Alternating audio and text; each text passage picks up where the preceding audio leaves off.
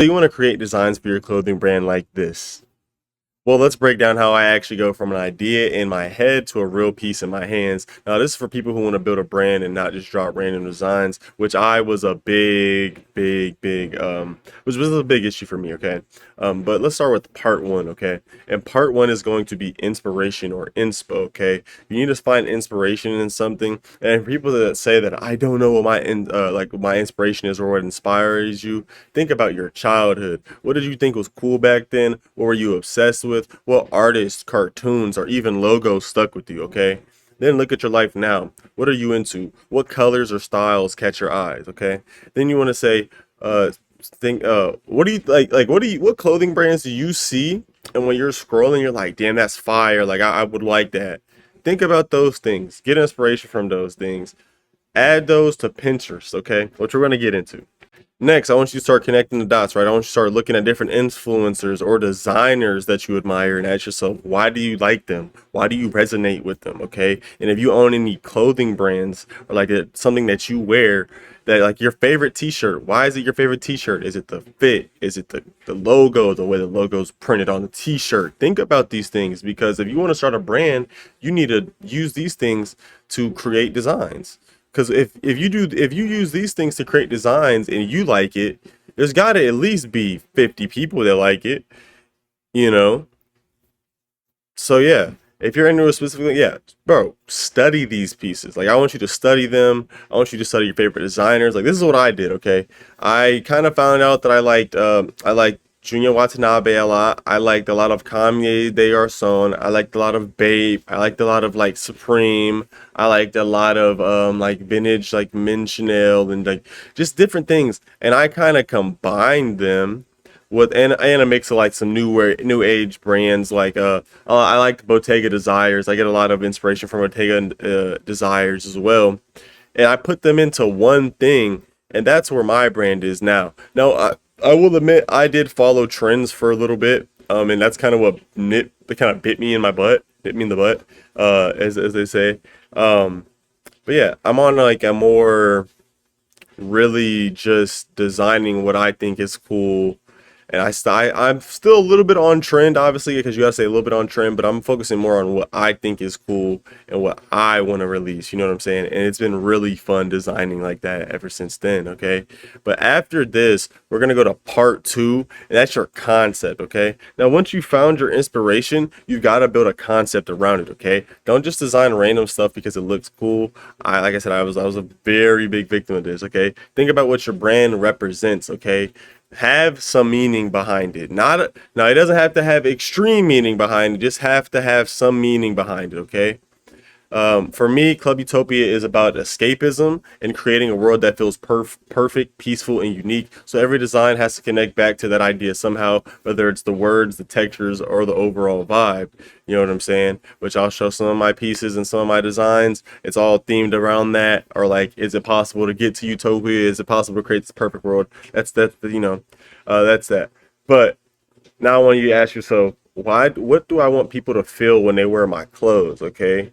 That answer alone will guide your design direction every single time. I swear, when you start thinking like, okay, instead of just like, ooh, let me make some fire, let me make some fire, let me make some fire.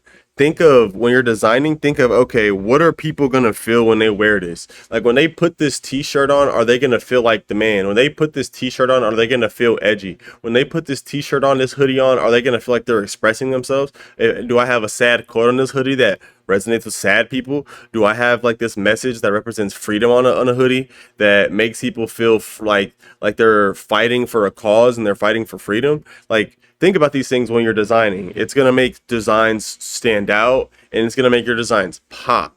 Now we're gonna go into part three, and that's the execution. It's the design process, okay? And now it's time to actually design.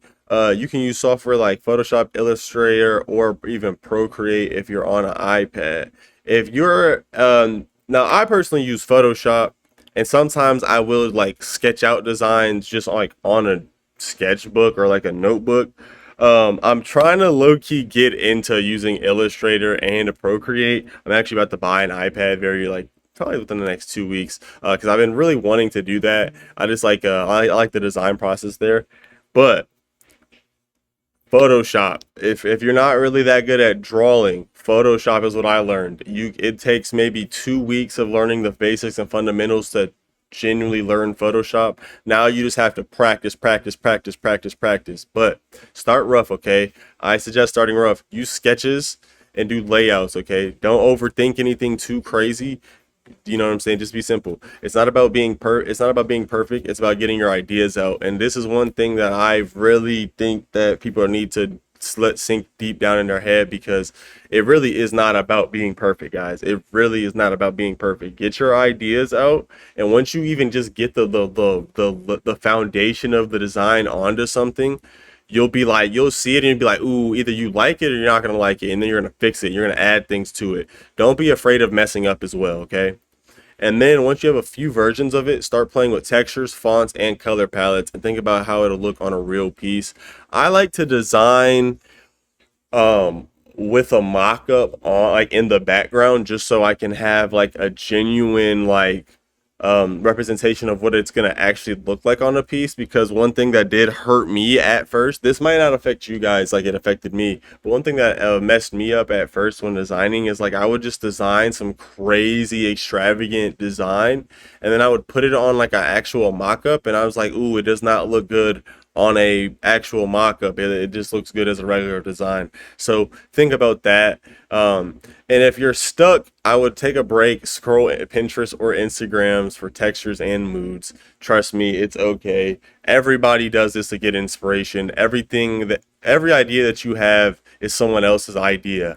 I'm not saying go out and just full-fledged copy somebody, but I'm just saying go out, get some inspiration, get some styles in mind, and go back to the drawing board. It'll help you a lot, trust me.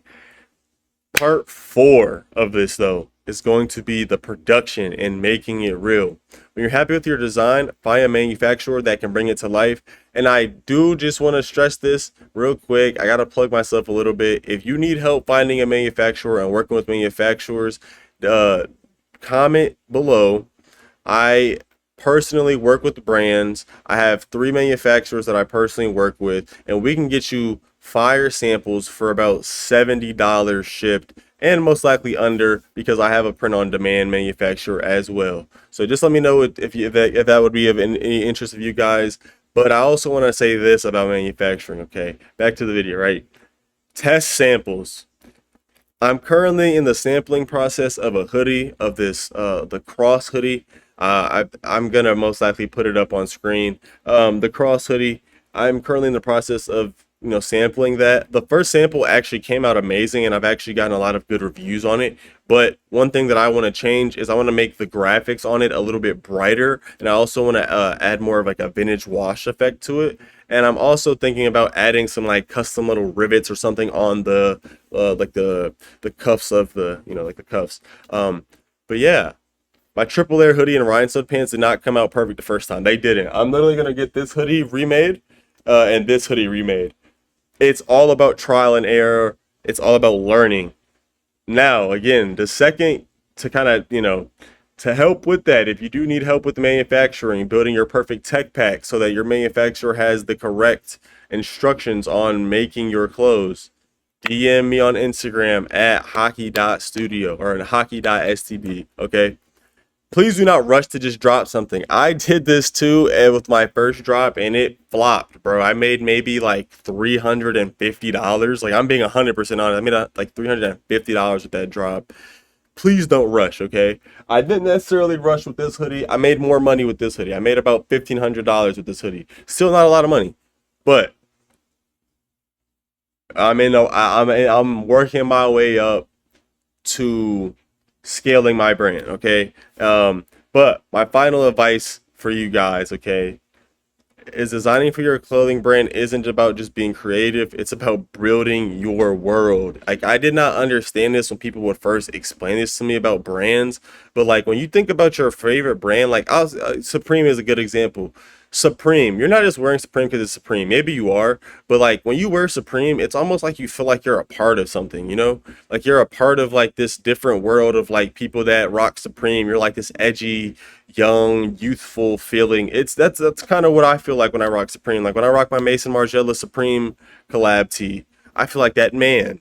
I know I got this weird ass t-shirt on. I feel like that. I don't know. And I don't know why. It's just something that the t-shirt makes me feel. It's one of my favorite t-shirts. Um, but yeah, when people buy your clothes, they're not just buying a hoodie, they're buying a piece of your vision and they're buying into your world. They're buying into this story that you're selling them, okay?